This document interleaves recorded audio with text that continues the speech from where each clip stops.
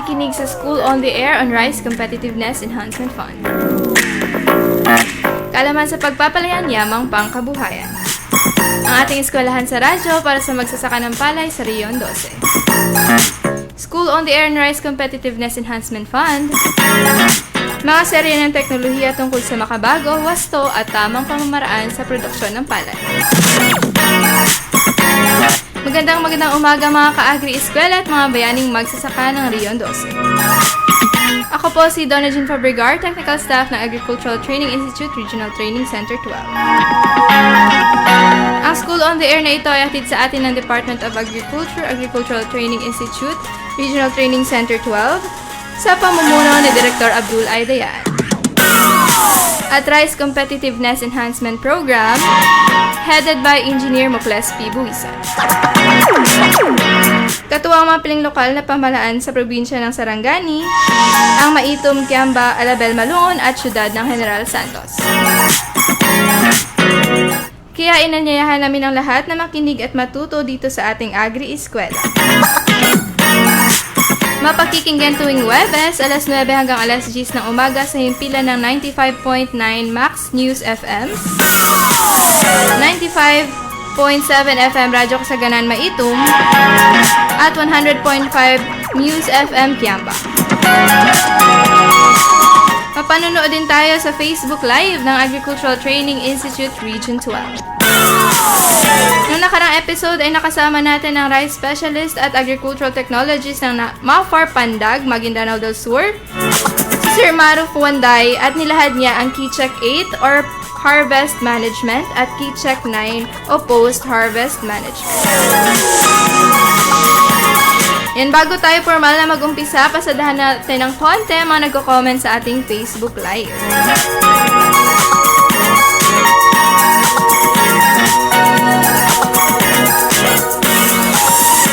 Yan, nagpapa-shoutout si Laika Hilario. Laika Hilario po, shoutout po sa Lataka CIA. Ayan, happy watching and happy listening po, Ma'am Laika. Ayan, nakikinig din po live, nag-group listening ang Malungon Team at Kiamba Team.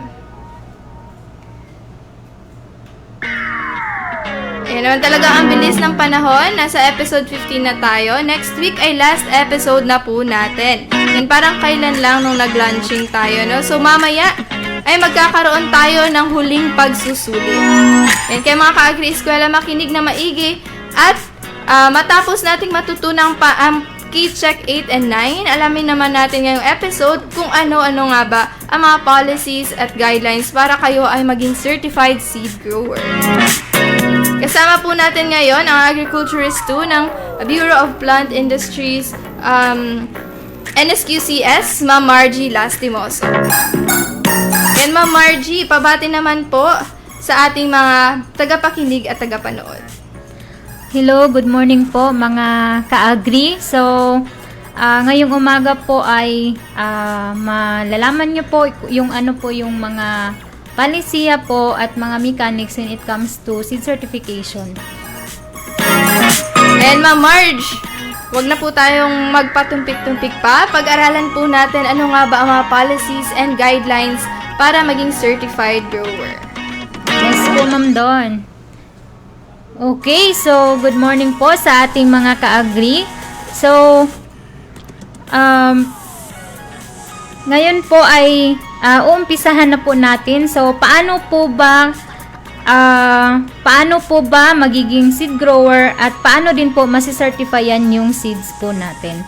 So, unang-una po is i-define muna natin kung ano po ba yung seed quality when it comes to seed lot. So, malalaman po natin yan yung kung quality ang seed lot pagka po true to variety. So, ano po ba yung true to variety? So, halimbawa po sa isang lote, pag meron pong napasama true to type po talaga siya. Halimbawa, Ensec RC222. So, dapat wala po talagang halo doon na kahit anong variety or ni isang sako na other variety.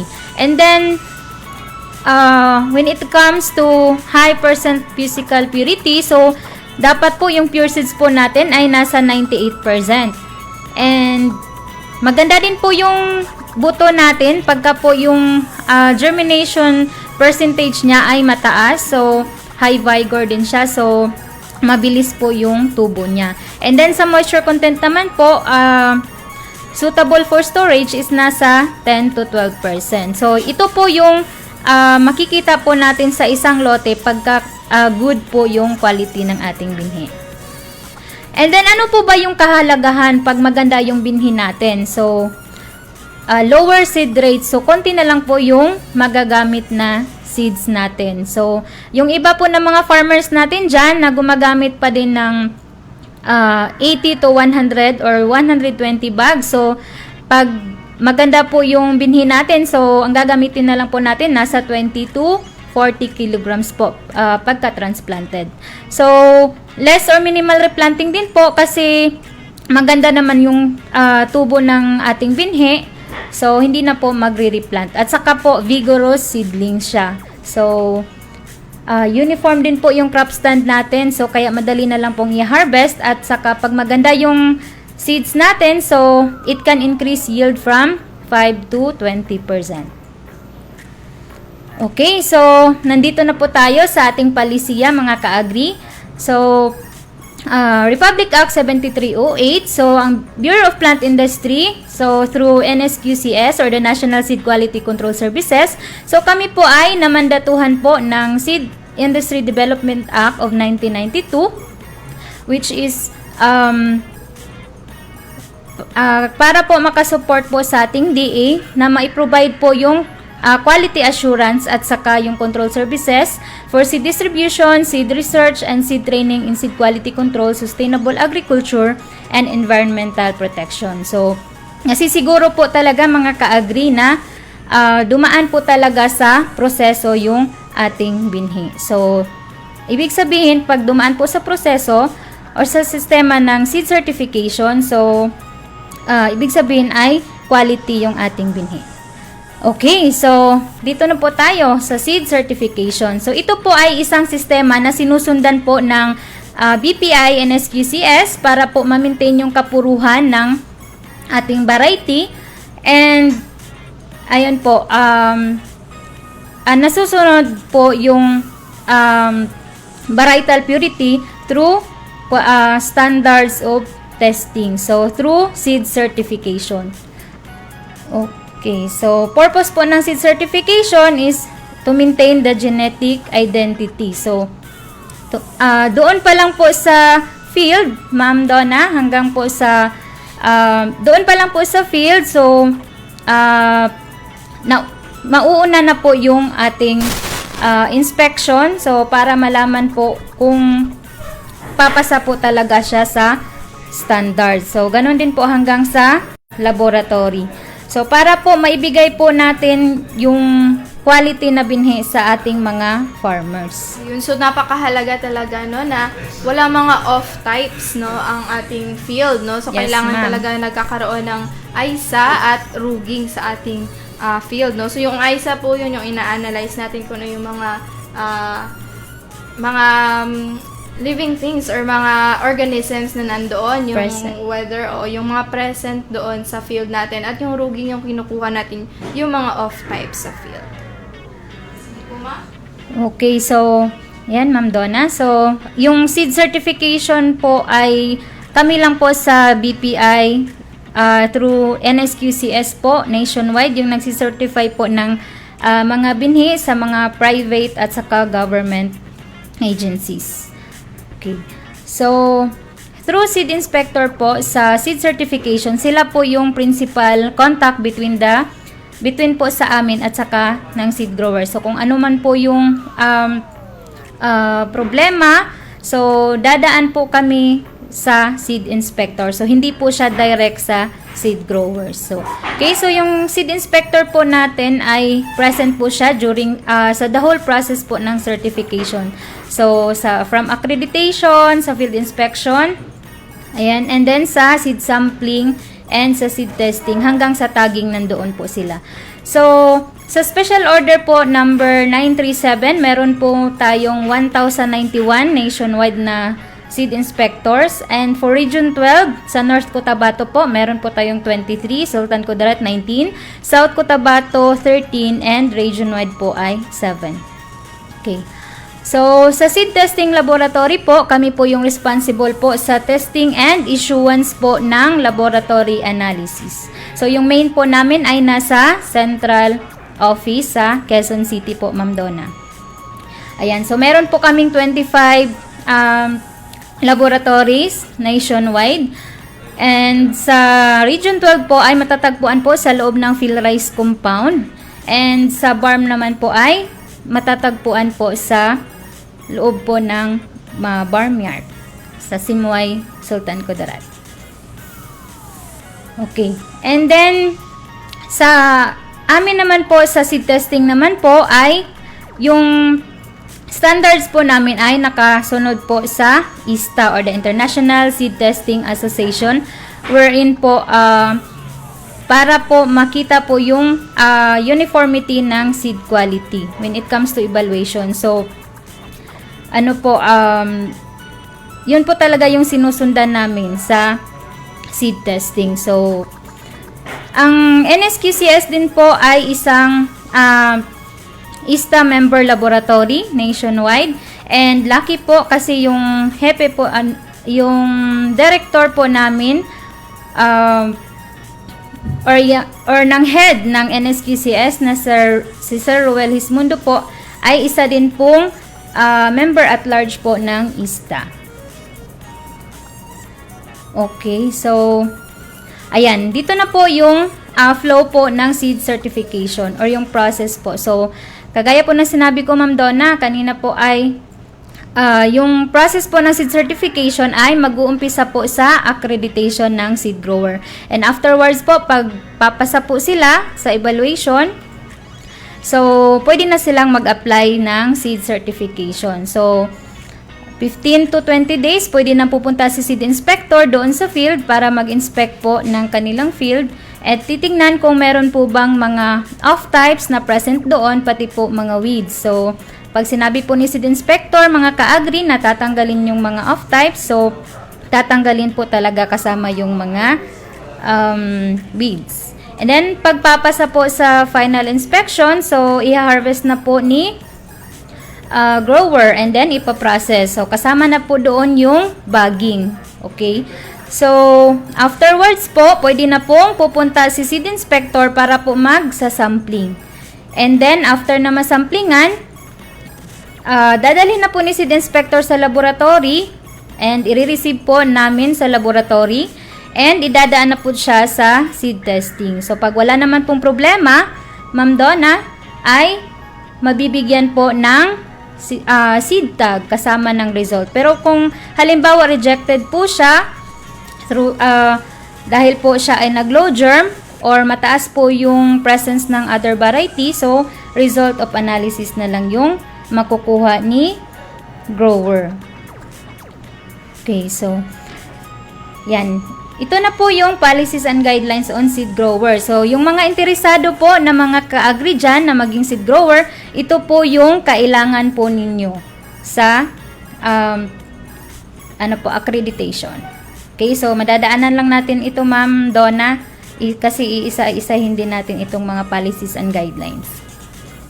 Okay, sa seed certification, sa accreditation po ng seed grower, sa DC number 9, series of 2018. So, dito po malalaman po natin yung mga requirements po sa seed growers and then yung mga policies. Okay, sino po yung pwede pong mag-apply sa accreditation? So, yung mga individual farmer, seed grower or producer, member ng association and cooperative. And then for the group naman po, yung mga association, cooperative, government institution, NGO, and international organization. Ayan. So, ito po yung requirements. So, kailangan lang pong mag-fill out nila ng application form sa BPI NSQCS Revised Form number 5. And then, kailangan po ng 2x2 ID picture.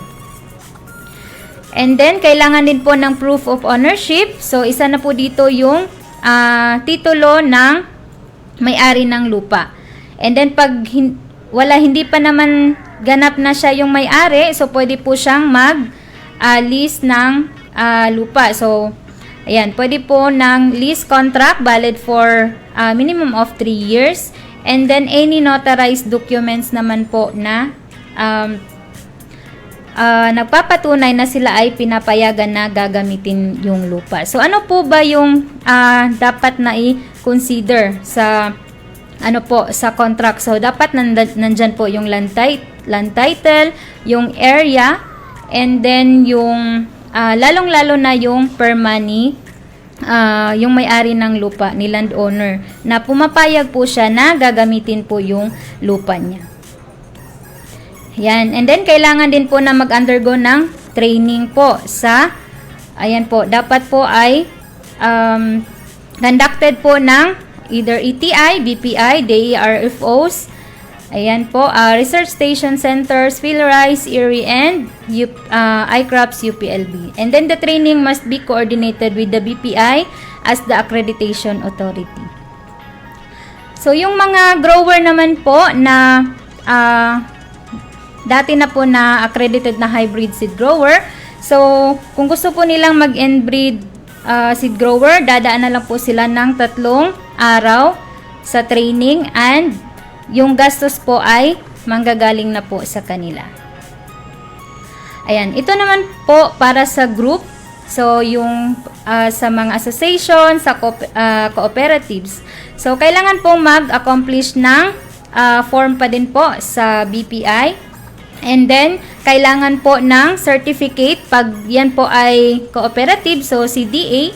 Pagka naman po sa association, so pwede DOLE, DTI, or SEC. And then, kailangan din po ng special power of attorney, special order, memorandum order ng authorized representative sa kanilang group po. And then, kailangan din po ng 2x2 ID picture para po sa authorized representative. And then, kung meron pong area po yung co-op or yung association, kailangan po nilang mag-submit din po ng land title kung yan po ay nakapangalan po sa kanilang co-op or association. Kailangan din po ng lease of contract valid ng 3 years or any notarized documents po. Okay, showing authority over the use of the property for seed production for a minimum of 3 years. And then, kailangan din po mag-undergo ng training po yung authorized representative. So, 5 days basic training pa rin po, Ma'am Donna. So, in case po na ma-replace po yung authorized representative, so kailangan lang po magpaalam sa amin sa BPI within 10 working days. And then, mag-undergo din po ng training within 6 months upon notification of replacement. So, sa association and cooperative naman po, so kailangan po nilang mag-submit ng list of BPI accredited members. So, nandyan po yung pangalan nila, yung accreditation number, residential address, production area, and location. And then, only members of the association or cooperative who are BPI accredited seed growers or producers are qualified to produce seeds. Ayan. So, sa section 3 po, sa production area, kailangan po ng minimum of 1 hectare for accreditation. And any expansion naman po, kung balak po nila na mag-expand, so pwede pong mag-expand basta po na-meet po nila yung requirements. And then, for association and cooperative, the production area shall include the area of individually accredited members. So, halimbawa po, Ma'am Don, yung mga accredited na natin na seed growers, so yung mga area po nila, lahat po sa yung member ng association or cooperative, pwede po nila na pagsamahin yon. So, kung may area din po may area din po yung co-op or association, so ma-add on na yon. So, halimbawa po, yung total area po ni individual members ay nasa 100 hectares. So, kailangan na lang, and then meron din pong 5 hectares yung co-op or association, so magiging 105 hectares na po yun. Kahit hindi magkatabi po ba, Ma'am? Yes po, ma'am. And then, the area po, dapat po ay fully irrigated. Ayan, and then dapat po good drainage system po and fertile yung soil.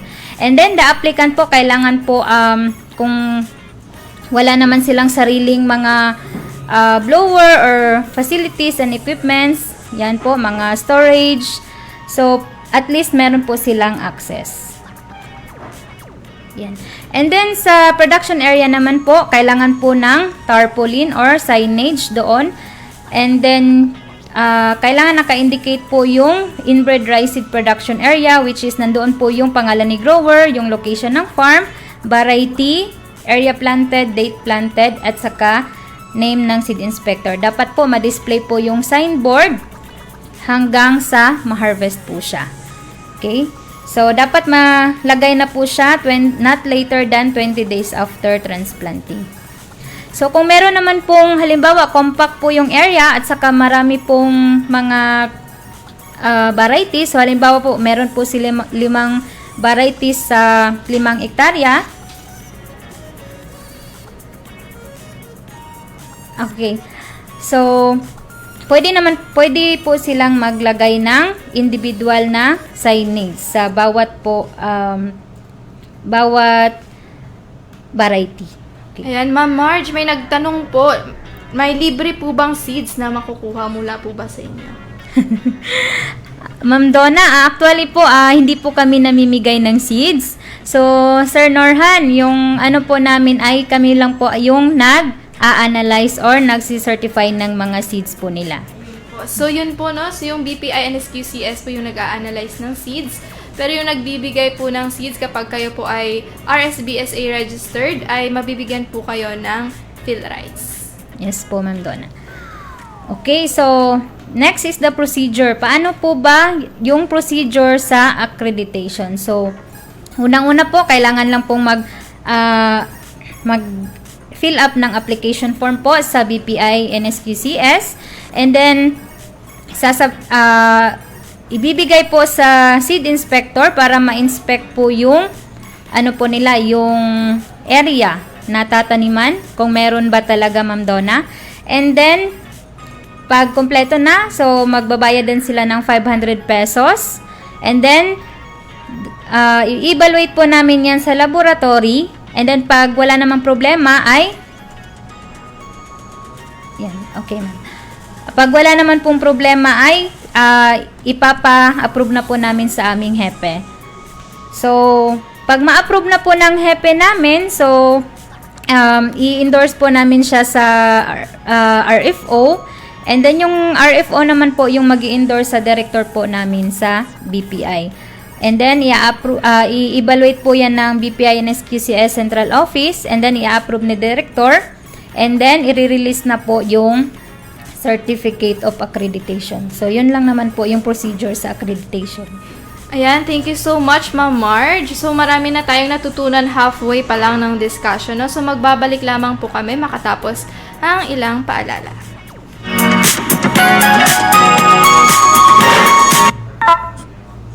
Narito na ang School on the Air on RCEF. Kaalaman sa pagpapalayan, yamang pangkabuhayan ng Agricultural Training Institute, Regional Training Center 12. Matuto ng tama, wasto at makabagong paraan sa pagsasaka. Mapapakinggan tuwing Huwebes, alas 9 hanggang alas 10 ng umaga sa himpilan ng 95.9 Max News FM, General Santos City. Simultaneously on live stream at mapapanood sa Facebook Live ng Agricultural Training Institute, Region 12. Mga bagong kaalaman sa pagpapalayan. Dito nyo na malalaman kaalaman sa pagpapalayan. Yamang ang kabuhayan. Ang School on the Air on RCEF ay hatid ng Rice Competitiveness Enhancement Program at ATI Region 12.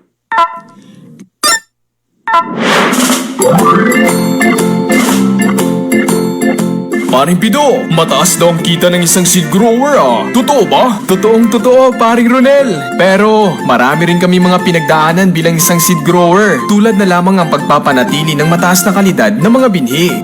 Paano ba maging isang ganap na seed grower, paring Pido? Kailangan mong matapos ng 5 araw na basic training on inbred rice seed production and seed certification for seed growers na ginagawa ng ATI, BPI at DARFO. Bukod dyan, hindi dapat bababa sa 1 hektarya hektarya ang rice area mo. Kailangan din ng fully irrigated dito at may access sa post-harvest equipment and facilities, gaya na lamang ng thresher, dryer, at iba pa. Kung kumpleto ka sa mga rekisitong ito, ipasa ang mga kakailanganing dokumento sa BPI and SQCS para sa kanilang pagsusuri at approval. Maraming salamat, Paring Pido! Ihahanda ko ng mga dokumento. Excited na ako maging isang seed grower!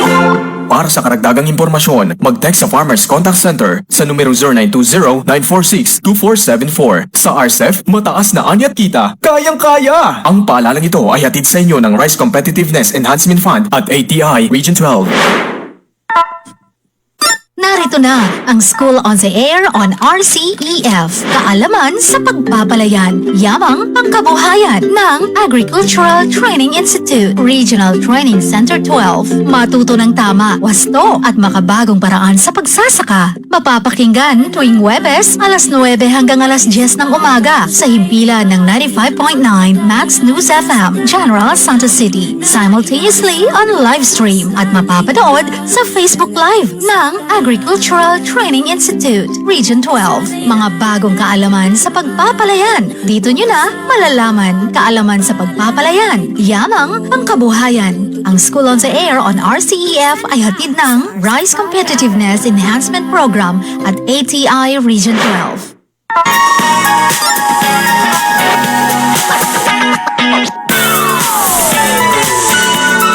Tayo po ay nagbabalik sa ating School on the Air on Rice Competitiveness Enhancement Fund. Yan, pasadahan lamang natin ng konti ang mga nagpapa-shoutout sa ating Facebook Live. Yan, watching si Junie Cortez. Happy watching po, sir. Shoutout po from UP Maguindanao del Norte, sabi ni Nash Lidasan. Ayan, comment din si Ri. Good morning, watching from Isulan Central Fire Station, Sultan Kudarat. Good morning po sa lahat from Barangay New Canaan, from Loreto, Pango. Good morning mga kasowa, sabi ni Ma'am May Red. Good morning mga kasowa, watching from Argao, sabi ni Jovelyn Senining. Ayan, happy watching din. At nanonood, watching from somewhere, pa-shoutout po, sabi ni Ma'am Hana Digemad Pompong. Ayan, hi daw sa aton nga gwapang RP. Good morning, Kasowa, sabi ni Murphy Joy Solano. Ayan, happy watching at happy listening po sa lahat ng nakikinig at nanonood sa ating School on the Air. Ayan, maaari po kayong mag-comment sa ating Facebook Live para sa inyong mga katanungan. And Ma'am Marge, patuloy po tayo sa ating discussion. Okay, Ma'am Donna, thank you. Okay, so sa accreditation fee, sa accreditation po, meron po silang babayaran na non-refundable po yan na 500 pesos. Okay, ito po yung sample ng Certificate of Accreditation, Ma'am Donna. So, yung original copy para po sa aplikante, yung isang kopya naman sa red, and sa amin naman po ay para sa aming laboratory. So, makikita po natin yung Certificate of Accreditation. So, meron po siyang accreditation number, may scope ng accreditation, quick response code, and yung date ng issuance and expiration, at saka signature po ng BPI Director. So, may terms and condition din po yan sa likod. So, yan po yung hindi dapat gawin ng isang seed grower kasi maaari pong makansila yung accreditation nila. Ayan, so non-transferability po yung ating accreditation. So, however po, pag in case namatay si grower, pag dumating na po yung samples po nila doon sa laboratory, Ma'am Don, bago namatay si grower, ay pwede pa yun, pasok pa po yun for seed certification. Pero pagka naman po hindi pa na dumating yung sample ni grower and then namatay na siya, so hindi na po yun eligible for seed certification. So, yung pasok pa po sa laboratory, magdala lang po yung representative ng ating seed grower ng either death certificate or marriage of contract. And then, sa renewal of accreditation naman po, Ma'am Donna, meron po tayong criteria na sinusundan. So, dapat po sa 3 taon mga ka-agri, meron po silang masubmit na 3 cropping season. And then yung out po doon sa 3 cropping season, 75% po doon ay dapat papasa. Yan. So, magbabayad din sila ng 500 pesos. Again, non-refundable po yan. And then, dadaan na lang po sila ng 3 days retooling course. And then, yung mag-i-expire po, dapat maka-filed na po sila 45 days before expiration. And then, yung mga seed growers po natin na pumasa sa evaluation, so, maari pa po silang mag-renew kahit sila ay expired na. Basta po pumasa sila sa performance evaluation. Pero pag beyond 6 months na po, ay babalik na po sila sa basic training. Ayan. So, sino pong mga seed growers na mag-commit po ng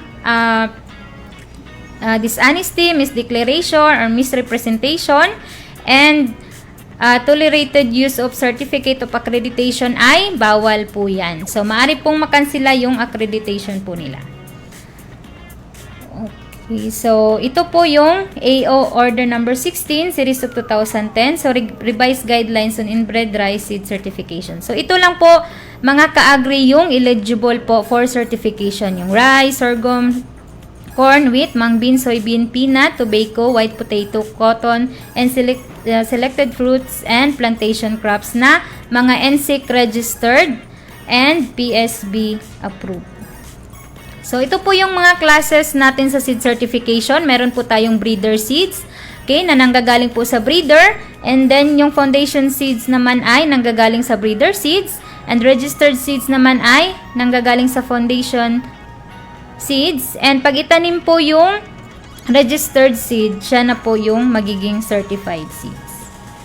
Okay, meron din po tayong mga standards na sinusunod sa field inspection. Out of 100 square meter, mga ka-agri. So, tinitingnan po namin yung other varieties. So, dapat sa breeder and foundation, dapat walang halo. Sa registered seeds naman ay dapat isa lang. And then, sa certified ay 2. And then, sa weeds naman po, sa breeder and foundation, dapat wala ding halo. Yung mga inseparable weeds. And sa registered po, dapat 5 lang and 10 po sa certified seeds.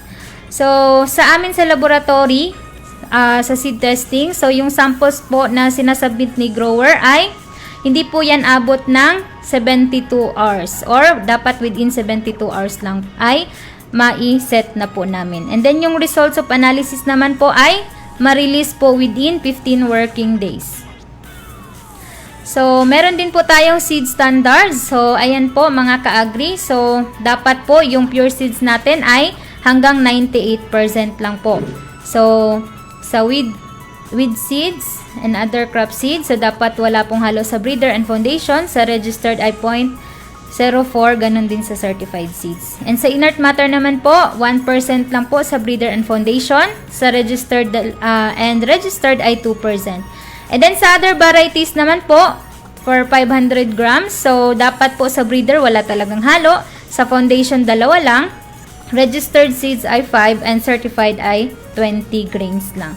And yung germination percentage po natin ay nasa 85% and moisture content po na nasa 14%.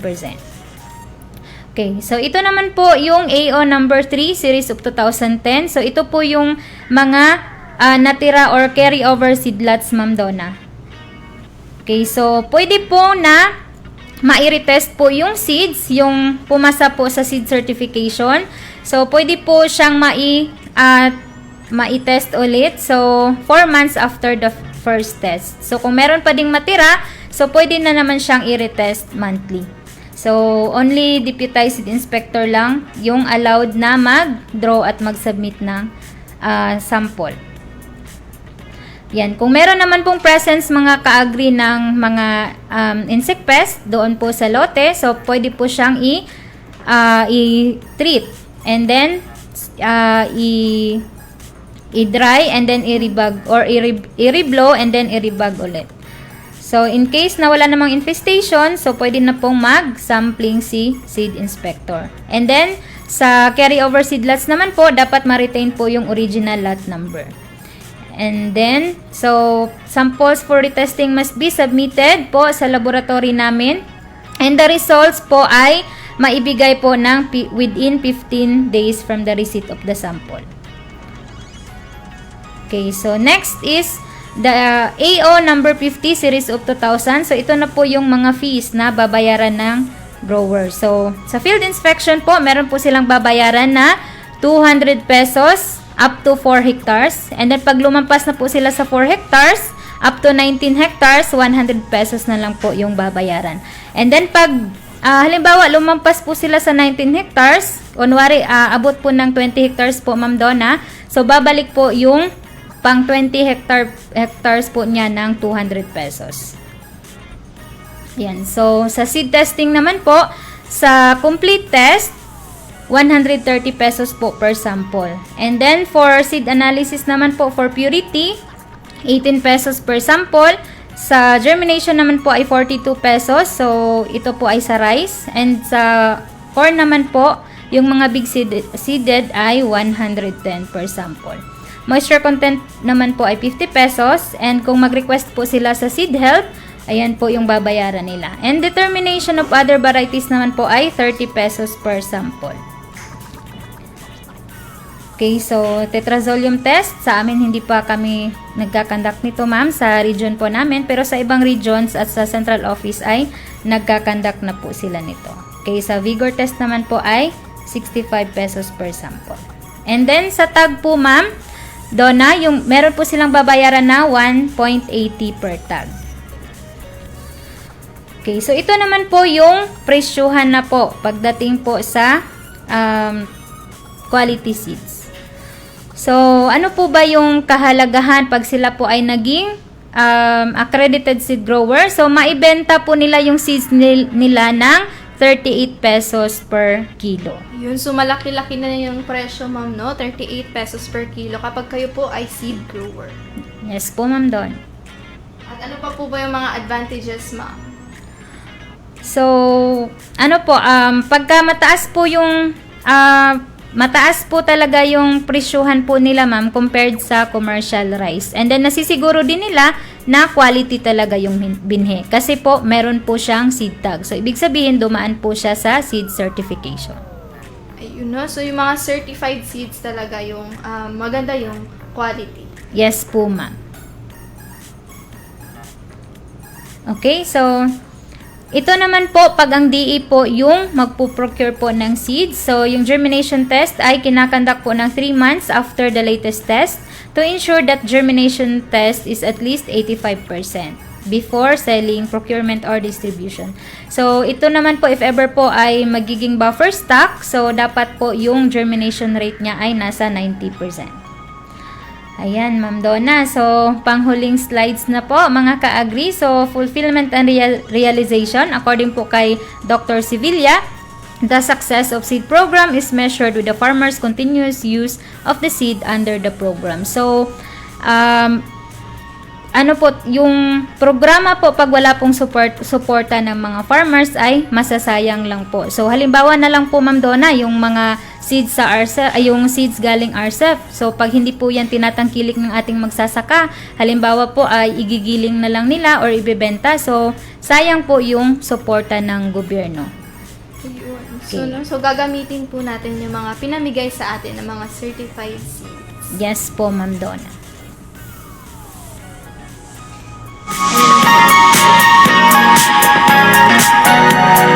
And maraming salamat, Ma'am Margie Lastimoso, sa pagpapa-unlock dito sa aming programa ngayong episode. Ma'am, ano po ba ang iyong panghuling mensahe? Baka meron ka pang gustong sabihin sa ating mga agri-eskwela. Okay, mga ka-agri. So, yung mga interesado po na maging seed grower, so pumunta lang po kayo sa amin, sa aming office. So, sa loob po kami ng field rice at willing po naman kami na tutulong po sa inyong pangangailangan. Ayun, maraming salamat muli, Ma'am Marge, no? So, available po sila sa inyong office hours po, syempre, sa PhilRice Midsayap Station. Yan, mga ka-agri-eskwela, maghanda na po ng papel at isulat ang inyong pangalan para sa ating panghuling pagsusulit. Ayan, ready na ba kayo, mga ka-agri-eskwela? Pa-comment naman ng I am ready. And question number 1 po, ano ang mga factors na dapat i-consider sa pag-aabono? Letter A, effect, element, variety. Letter B, element, amount, timing. Letter C, element, timing, maturity. Question number 1, ano ang mga factors na dapat i-consider sa pag-aabono? Letter A, effect, element, variety. Letter B, element, amount, timing. Letter C, element, timing, maturity.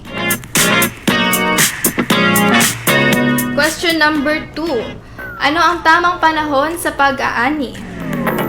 Letter A, pag naninilaw na ang dahon. Letter B, 90 na araw matapos maglipat tanim or transplanting. Or letter C, 85 to 90% ng mga butil ay golden yellow. And question number 2, ano ang tamang panahon sa pag-aani? Letter A, pag naninilaw na ang dahon. Letter B, 90 na araw matapos maglipat tanim or transplanting. Or letter C, 85 to 90% ng mga butil ay golden yellow. And question number 3, ano ang tawag sa proseso kung saan inaalis ang mga off-types katulad ng weeds o damo at iba pang variety sa palayan? A, ruging. B, agroecosystem analysis or AISA. C, weeding. Question number 3, ano ang tawag sa proseso kung saan inaalis ang mga off-types katulad ng weeds o damo at iba pang variety sa palayan? Letter A, ruging. Letter B, agroecosystem analysis or AISA. Letter C, weeding. Question number 4, paraan para maintindihan ang ugnayan ng mga salik sa palayan na nakaapekto sa paglaki ng palay. Letter A, ruging. Letter B, AISA or agroecosystem analysis. Letter C, weeding. Question number 4, paraan para maintindihan ang ugnayan ng mga salik sa palayan na nakakaapekto sa paglaki ng palay. Letter A, ruging. Letter B, agroecosystem analysis or AISA. Letter C, weeding. At last question, question number 5, tama o mali? Lahat ng insekto ay peste. Letter A, tama. Letter B, mali. Question number 5, tama o mali? Lahat ng insekto ay peste. Letter A, tama. Letter B, mali. Ayan, muling paalala sa ating mga enrollees bilang official na enrollee ng ating School on the Air. Maaring walang makaligtaan sa 16 episodes. Hopefully, no, last episode na po next week. At para makagraduate po tayo. Yan, huwag pong kalimutan isubmit lahat ng forms sa ating mga SOA coordinators.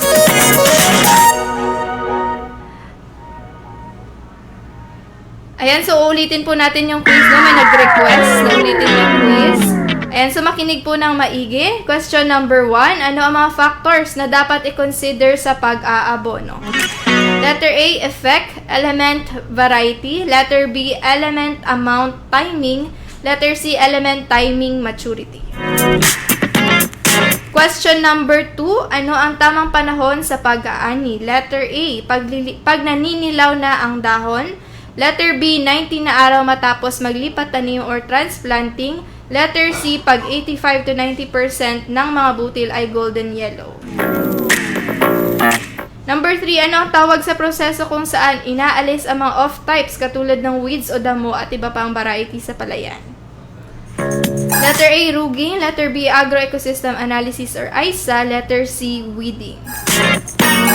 Ayan. Question number 4, para maintindihan ang paraan para maintindihan ang ugnayan ng mga salik or factors sa palayan na nakakaapekto sa paglaki ng palay. Letter A, ruging. Letter B, agroecosystem analysis or AISA. Letter C, weeding. Question number 5, tama o mali? Lahat ng insekto ay peste. Letter A, tama. Letter B, mali. Yan, hopefully ay naintindihan niyo po ang ating mga katanungan sa ating panghuling quiz. Yan, nagpapasalamat po kami sa mga ating mga provincial at municipal coordinators. OPAG Sarangani ni Sir Godard Dumalag. OMAG Maitom Sir Ernesto Nomus. Jensen City Agriculture Office Sir Hernando P. Ramirez. OMAG Alibel Ma'am Kizayas G. Cabarubias. OMAG Kiamba Ma'am Onel T. Arancon at OMAG Malungon Sir Crisnel C. Gampo. Maraming salamat din sa ating mga partner radio stations, 95.9 Max News FM General Santos, 95.7 FM Radyo Kasaganan Maitum at 100.5 News FM Campa. Sa ngalan po ng aming National ATI Director, Engineer Emelyn Recoter, Assistant Director Antonieta J. Arceo, ISDOIC Chief Sir Joven C. Kalasagsag, Center Director Abdul I. Dayaan, ARSA Focal Person Engineer Muklas P. Buwisan. And maraming salamat po sa lahat na nakinig at tumutok. Maraming salamat din po Ma'am Margie sa pagpapaunlak Thank you, muli Ma'am sa Donna. amin. Abangan po ang next episode natin, panghuling episode po natin ito. Magkakaroon tayo ng recap. Hanggang sa muling episode ng ating School on the Air, ako po si Donna Jean Fabregar na nag-iiwan ng isang magandang umaga, mga bayaning magsasaka.